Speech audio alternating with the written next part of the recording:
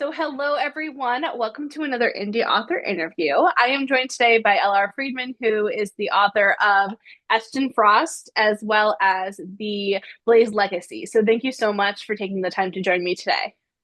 Of course, thank you for having me. I'm excited to talk about these books.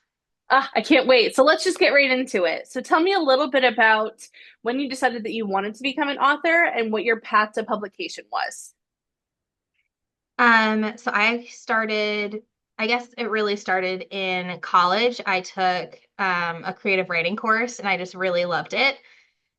We only had to write short stories for that, but I really enjoyed it. And so I kind of put it in the back of my mind, like one day I would like to write a book. And it was one of those things that I put on my 5-year plan Mm, every year, and then 5-year plan turned into like a decade pass. Like I got married, had 3 kids, and honestly, when COVID hit, um, I think like it just made me take stock of things. And when I went to go set my goals for 2021, like I was looking at my 5-year plan goals, and I'm like, I've put this on my 5-year plan for over 10 years now. So um, I was like, this is the year I'm gonna start writing. Um, and I was like, before the year is out, I will start drafting my first book. I had no idea what it was going to be about. I had no kernel, no hmm nothing. I just was tired of second guessing myself because for much of that time I was just like, well, I haven't written anything before. I'm too old to start doing this, or um, I'm not the best at spelling, or I would come up with all these reasons why I hmm wasn't good enough or wouldn't be able to do it. So finally, um, I guess I it was like that's then I started doing my kind of like every romantasy reader's intro. I started reading like Akatar and like all the big hmm Blood and Ash, everything. I actually reread Twilight. Like I was rereading all these things, trying to see what kinds of books were currently in, what people were reading, because I knew I wanted to write fantasy. I always loved books like Chronicles of Narnia or something where you like entered into this different world and it was just like hidden within our world. So that was always something I really loved. Um, and so, anyways, I started reading, and then I read Raven Kennedy's Plated Prisoner series and hmm Sarah A. Parker's To Bleed a Crystal Bloom series, which is one of my like all time. hmm It is like my all time favorite series. Um, and I read those, and then I had planned to just start writing like later on in the year, but I think just I saw how good these indie authors were and how amazing their stories were. And I was like, you know what? I'm just going to go and start. And I had a little mantra that I told myself, which was embrace the suck. It's just like, it's okay if it's not good. I'm just going to write. And I can't make anything better if I don't write it down. So every day because I struggled a lot with perfectionism just in my life. And so that's what I told myself every day. I'm like, it doesn't have to be good. Just put down words and I can make them better later. Just write a book. So I started writing. I knew from day one I was going to be doing indie because it was very important to me to have 2 FMCs in the Blaze Legacy. And I honestly felt like because of that, and because I had one building out to MF and one building out to Sapphic, that it would be hard to sell for trad. I felt like were going to go, okay, we really want this to be hmm just Sapphic, or we want this just to be MF. Like we want it just to hit in this box. And so I knew I wasn't going to fit in that box. And so I never queried or thought, I knew I wanted to go indie. I had read all these amazing indie authors, so I knew it was possible to put out books that were just as good, because there is a lot of like hangups in the author world about indie versus trad, um and there were so many indie books that I loved more than traditionally published books, or just as much. So it didn't hmm matter. And I think that also built my confidence, like that I could do it. Um and yeah, so that was kind of how I got myself out of my rut and wrote my first book. Mm. I really like that you talk about, I mean, and that it came into your kind of story about COVID because I think we hear so many things kind of like negatively that came out of COVID, but then, you do have these positive things about like, hey, like it did reconnect us to reading. It did, get us connected to new games like Animal Crossing. Like it did do things that were positive and it helped you, kind of say, you know what, I'm going to do this. I'm going to become an author. And it's very funny that you say you started writing short stories because none of your stories are short now. Yeah, I mean, I've done like a few like little anthology pieces or like I had, Hmm. but yeah, that was really the only basis I had to go off of was like writing a short story, which writing a novel is totally or series, totally different ball Hmm. games. But yeah, it has been a journey ever since. So And so, how do you write? Do you plan? Do you pants? Do you plans? What do you do? I am definitely a plantser. Hmm. I always, to me, I write very character driven stories. So for me, I always start with where is this character, and then what do I want their arc to be, and where do they end? So I Mm, always know exactly like who that person is at the start, who I want them to be at the end, and the arc. And then I might have like a few key scenes in mind. I normally write everything out on note cards, and I will be like, where they're starting and how I want to show that. I'll write those scenes, and then I'll have kind of like where things end, and I might have my little key things that I want to happen, and then I try and fill in with a few things to get there.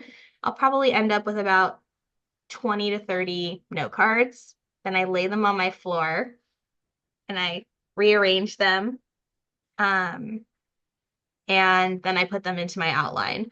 And I would say I probably try and have about 70% of things plotted, and I leave about 30% for things to just develop as they need to. And just because it's plotted doesn't mean as I start writing that sometimes I realize, especially with a newer book and new characters, you're learning them like as you're writing their voice. You might have a very clear picture of it, but until you're actually writing it, you're like you might realize, no, actually they wouldn't react this way in this situation like I thought as you kind of get more familiar with them. And some characters are more elusive than others. They don't some of them mhm. like to take their time to show themselves so you might go into it one way and then you realize, okay, no, I can't do that. So there have always been, you know, things that have surprised me, but I like kind of leaving that room for the unexpected to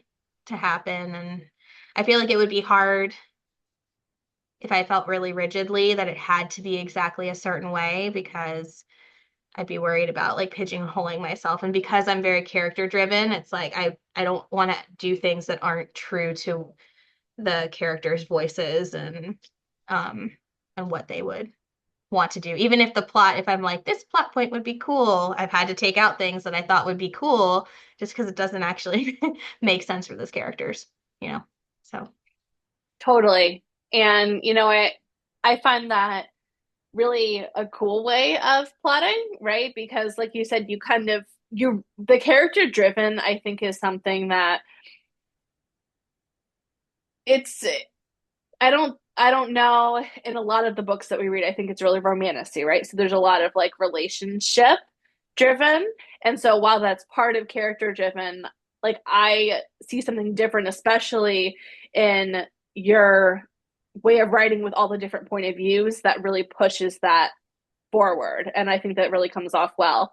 Um, thank you. and so what do you enjoy most about writing fantasy? What about that just makes you feel really good inside? Um, I really enjoy writing fantasy just because I think it's a genre that I'll always kind of be in the way. Like I write, paranormal and I'm working on like gothic fantasy right now, but it's always like in that same vein of I I like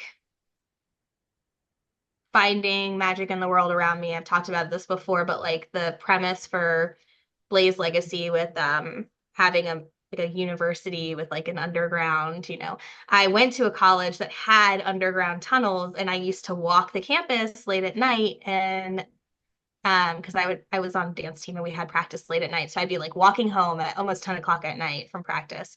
And so it'd be pretty deserted on like a weekday. And I would just let my imagination run wild. I'm like, oh, like they would have like these little doorways and things that would basically lead off to nothing, which I knew went to these underground tunnels and things that weren't in use.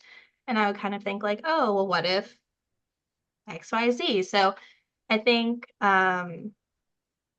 I like writing about finding magic in the world around us because I think we all kind of need that.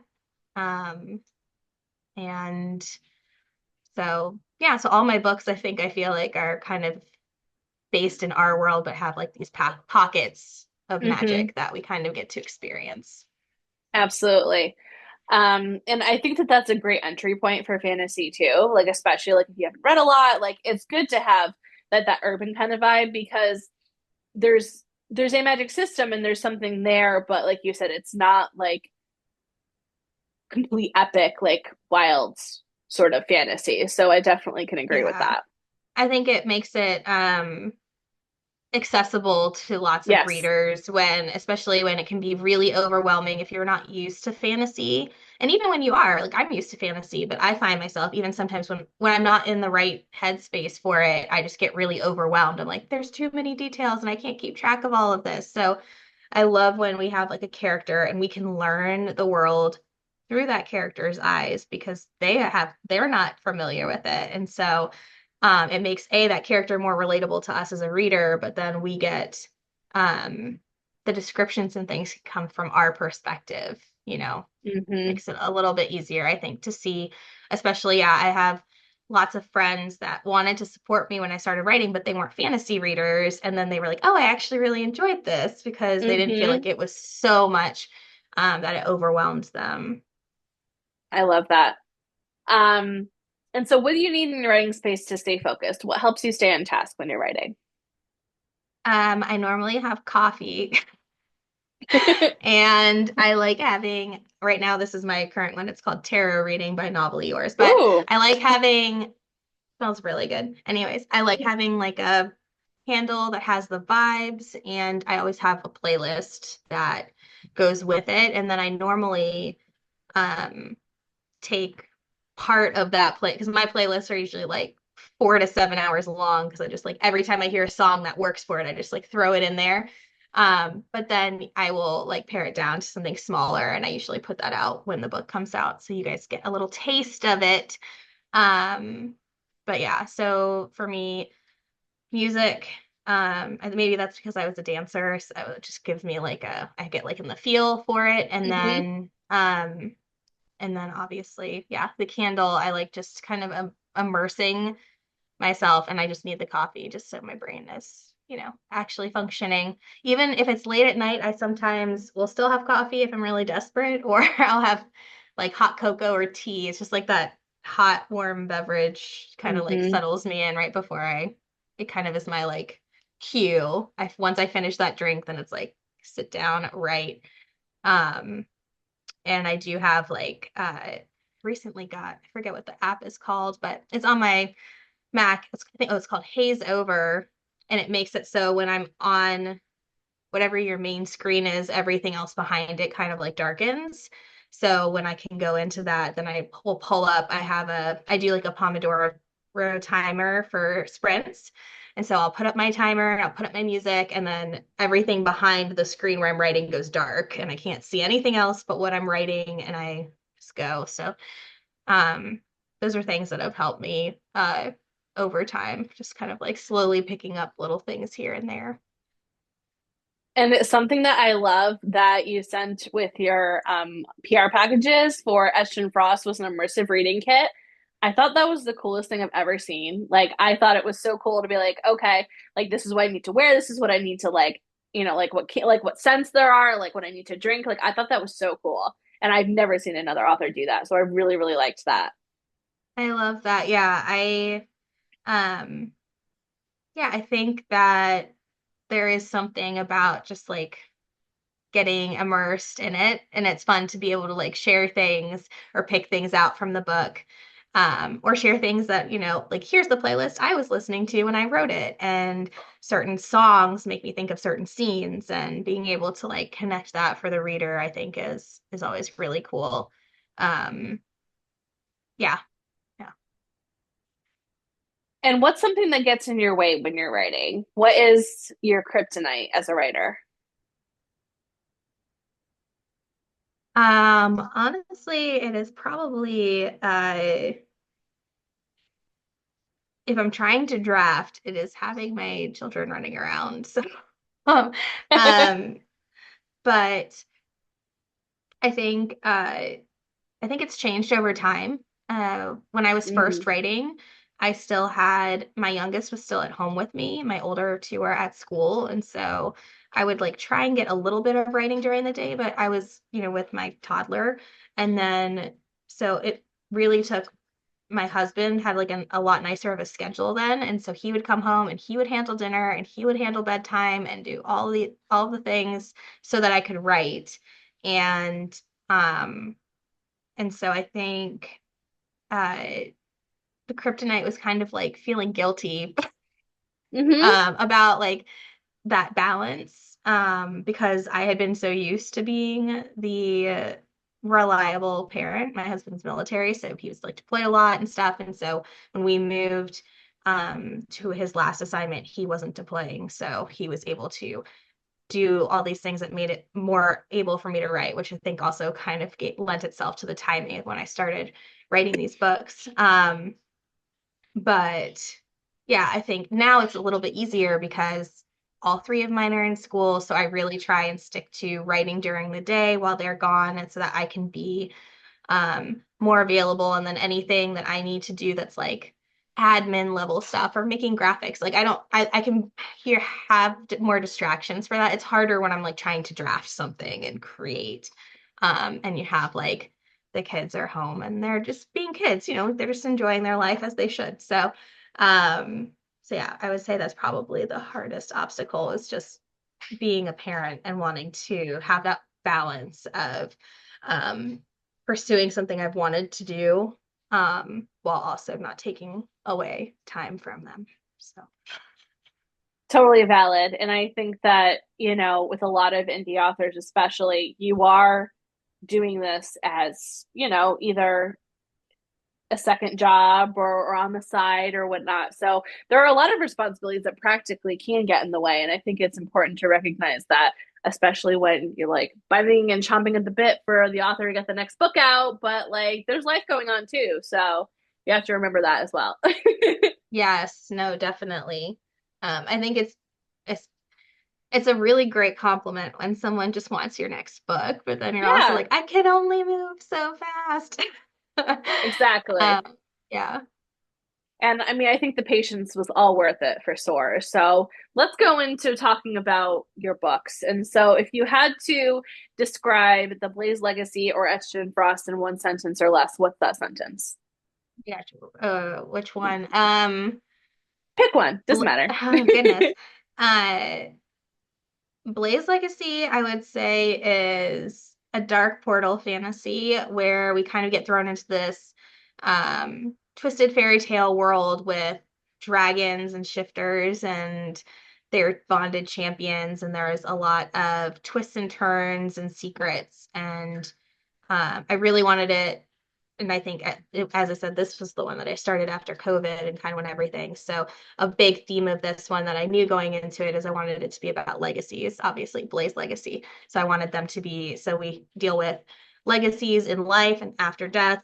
So it's kind of the key theme of the series. So yeah, follows two protagonists, and one builds out to MF and the other one builds out to Sapphic.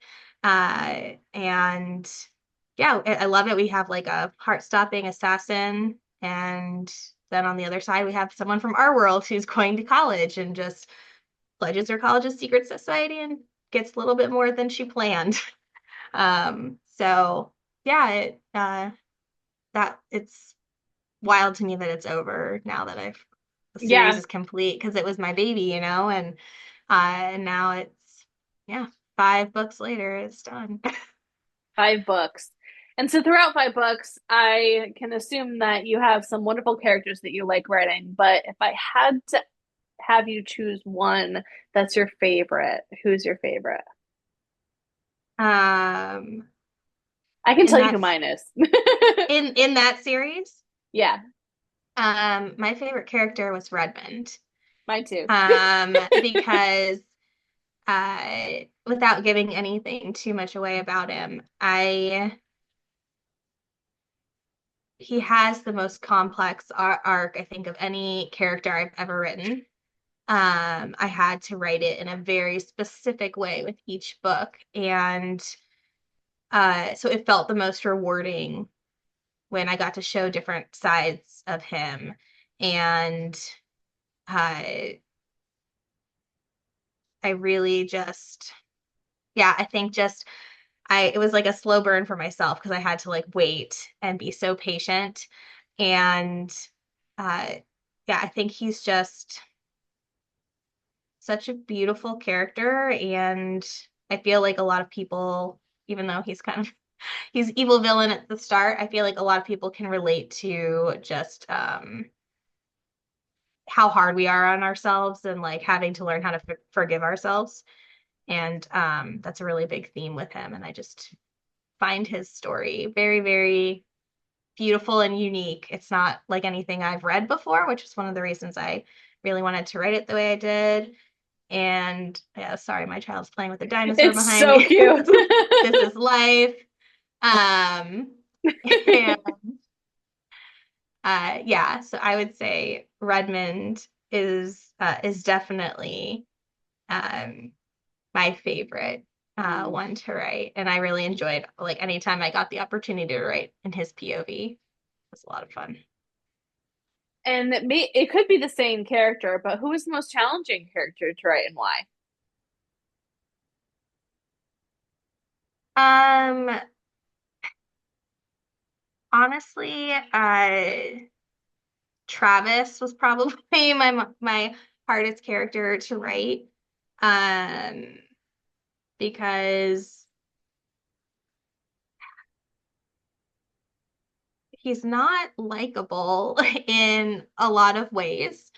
And I have found that I really like have to find an empathy point with every character that I write a POV for that helps me. Hmm. And so it just took me a lot longer to find one for him. I mean, I started out writing him, and I remember like throwing on the song WAP. That was like I just literally played that like on repeat every time I had to write a chapter for him. Um, and because I really wanted to like embody that like frat boy big man on campus feel, Hmm. which is just a weird thing for me to channel. It's just not my usually like I pull like there's no character I've written that I'm like this is me, but I usually pull like a facet, and so it's very easy to relate to that facet of me. And but I don't have any facets that I feel like I really was like, oh, I get this. But I did eventually kind of realized it's like, well, it's like Travis has been told his whole life that he basically he doesn't belong here, like that he doesn't belong, and he has like, and so I'm like, well, that would be really hard if you were told that your whole life, and then you like want to prove them wrong and kind of have so like I once I was able to like wrap myself around that, it made it easier. But I feel like he was hard, and then Drew was my other hardest POV to write, and without going too much into anything in that plot, initially he was, I think, hard for me to write just because he's so intelligent, and I wanted to like capture the way that his mind Hmm. processed information, and it's not how my mind processes information. And I think I got in my head that it was like everything I thought it was going to have to be like so much more described. And but I think once I kind of realized, obviously he's also a very emotional character, so once I was able to be Hmm. like, well, I mean, I can capture it in these like visuals to describe how he thinks, and then I can focus on these emotions. 'Cause he's our like, sexy sensitive nerd. And yeah, I think it was then it got a lot easier to write him, but yeah, there were elements about his character that made it hard, just like knowing where the story went. So Mm. What was your favorite scene or favorite quote from one of your books? goodness. Let's do Etched in Frost because it's just a standalone. Yeah, I'm like, oh yeah. Um, goodness. Um, I would say honestly, my favorite quote from Etched in Frost is "I'm here." I feel Hmm. like it resonates in it's so simple, and I think that story for me was like very personal, and which sounds weird to say about a Jack Frost retelling with a wolf shifter, but that book felt like a very personal book to me. Hmm. And um I think I wrote this in the author's note, but I feel like everybody wants to be seen and feel like they're seen by someone else and valued, and I think we sometimes forget about like seeing ourselves. And so I think just that reminder that like you're seen by someone, that they're there, I think is powerful. So Hmm. And I know that you have quite a few characters, but is there anybody that exists in the world that you would fan cast as any of your characters? For any, I can't believe I'm saying this, but I used to call FC face claiming. Like, is there anybody that you see in the world that looks like them or they yes, look like? I fan cast all my characters because it's a lot easier for me because I like to fan cast a lot with actors, and because it's easy for me to see their mannerisms, and then I can like understand how their speech pattern might be, um, and I apply that. So um, Jamie Dornan is my fan cast for Redmond. So I love Jimmy Jordan. that's so he's definitely, and then I'm gonna probably mispronounce it, but Lucian Lavis. He was in Emily in Paris and played Alfie. Yeah. When he played Yes. that role, it was like total Drew Oh, vibes. That's oh my my like, God. so whenever I write Drew, that's who I saw. And then Etched and Frost, this is like a very weird fan cast, and I am honestly blanking on the actor's name. But if you've seen The Summer I Turned Pretty, have you seen that Hmm. show? No, but I've seen the trailer and stuff. I'm blanking on his name and it's gonna drive me nuts. I'm gonna look it up right now. The younger brother is played by Gavin Castellano. I'm gonna pronounce that wrong and I'm so sorry. But he plays Jeremiah, and something about him gives me like Jack Frost vibes. It's just like very piercing blue stare, and just like I could totally see him painted blue.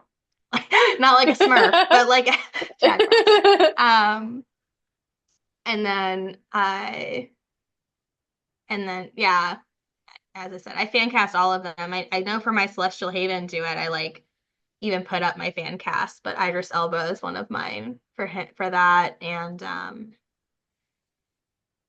Matthew, blanking on his last name, he played Logan on Gilmore Girls. Anyways, he's like my other, yeah. Um, yeah. So I really like that though. I like that because that's why I asked the question because it helps me when I'm reading to visualize the characters because that's super important to me. So I like that you do that to watch their mannerisms and how they kind of interact with each other in the world. I yeah. think that's cool.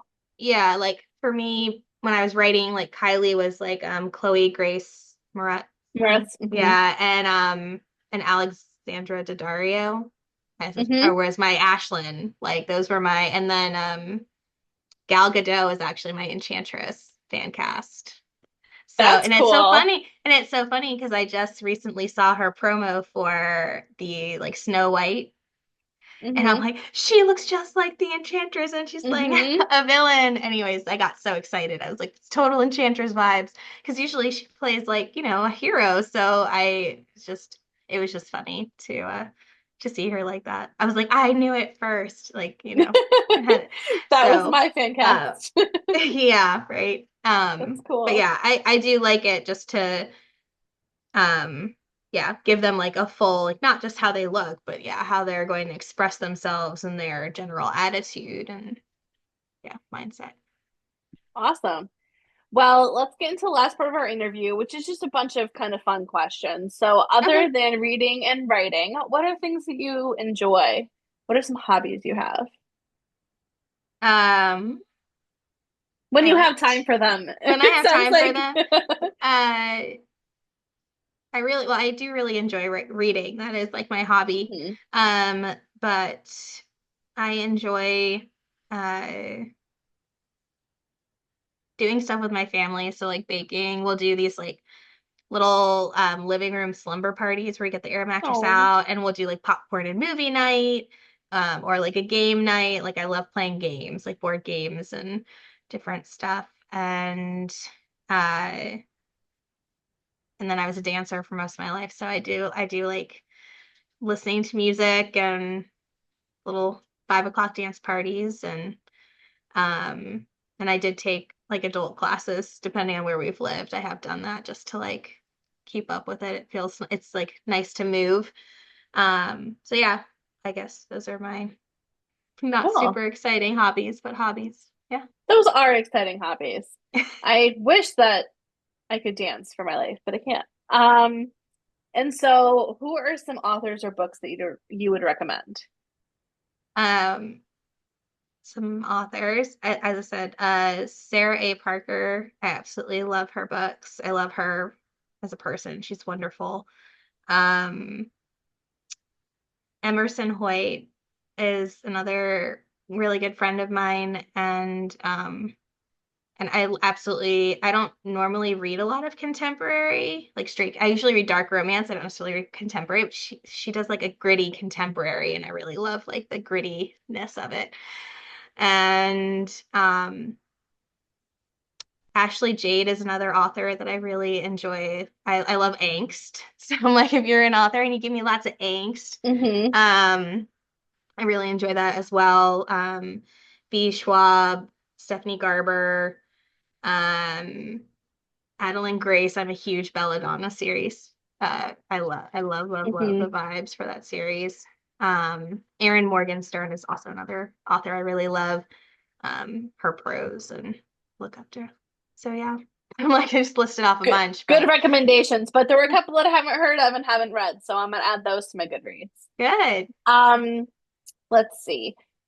If you had to give advice to a younger you or an aspiring author, what would that advice be? Uh, it's actually funny. I had a few authors come. Hi, buddy. Um, I had a few authors come up to me yesterday at a signing, and they were asking me, or like they're writing their first book, and honestly, my best advice is just write the book and don't judge it. As I said, the embrace the suck. I think just allowing myself to be a beginner, and I look at the words, they're kind of like clay, and Hmm. you know, it might just look like a pile of clay when you first put it out there, but eventually if you get that pile of clay going, you'll be able to form it into something nice. So it's you can edit the book as many times as you want, but until you have the words down, you don't have anything to edit. Uh, Hmm. so yeah, so that's my biggest thing would be just to write, and I never go back um, and edit anything until I have finished the draft, because every time I do that, I get so stuck in the weeds, and I've had friends who have written and then they get really stuck, and it's very hard, I think, to like get out of it once you kind of get back in the weeds. So just 100%. keep, yeah, just keep moving forward. And if there's something you think of that you need to do, then just go leave a note for yourself later. Um, but that is my best advice, I think. Yeah. Getting the book out and getting the manuscript out, that's 100%. That's great advice.